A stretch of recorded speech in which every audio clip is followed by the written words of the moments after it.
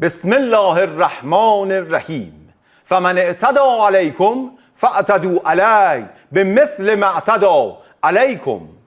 ملت شریف و مقاوم ایران در پی تجاوز نظامی آشکار رژیم جنایتکار ایالات متحده آمریکا به تأسیسات صلح‌آمیز هسته‌ای جمهوری اسلامی ایران و نقض صریح حقوق بین الملل با تدبیر شورای عالی امنیت ملی و راهبری قرارگاه مرکزی خاتم الانبیا صلوات الله علیه، سپاه پاسداران انقلاب اسلامی با رمز مقدس یا ابا عبدالله الحسین علیه السلام در عملیات بشارت فتح پایگاه تروریستی آمریکا در العدید قطر را هدف تهاجم ویرانگر و قدرتمند موشکی قرار داد.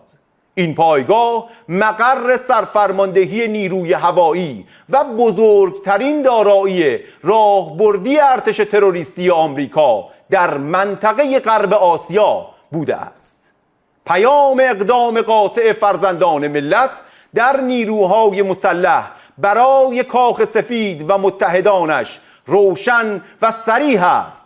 جمهوری اسلامی ایران با اتکال به خداوند متعال، اتکا به مردم مؤمن و پرآوازه ایران اسلامی، تحت هیچ شرایطی تعرض به تمامیت سرزمینی، حاکمیت و امنیت ملی خود را بی پاسخ نخواهد گذاشت.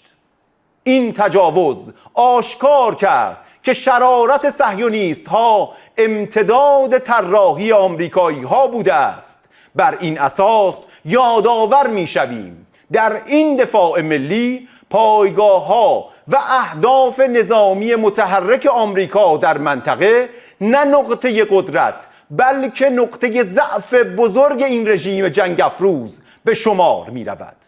در آستانه ماه محرم، ماه عزای سید و سالار شهیدان حضرت ابا عبدالله الحسین علیه السلام، بار دیگر به دشمنان ایران اسلامی هشدار می دهیم.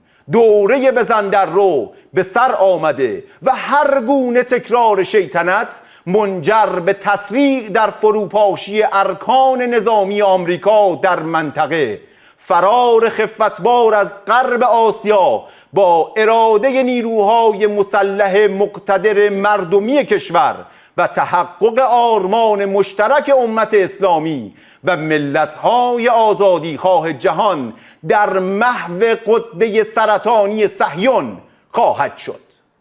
و من نصر الا من عند الله العزیز الحکیم.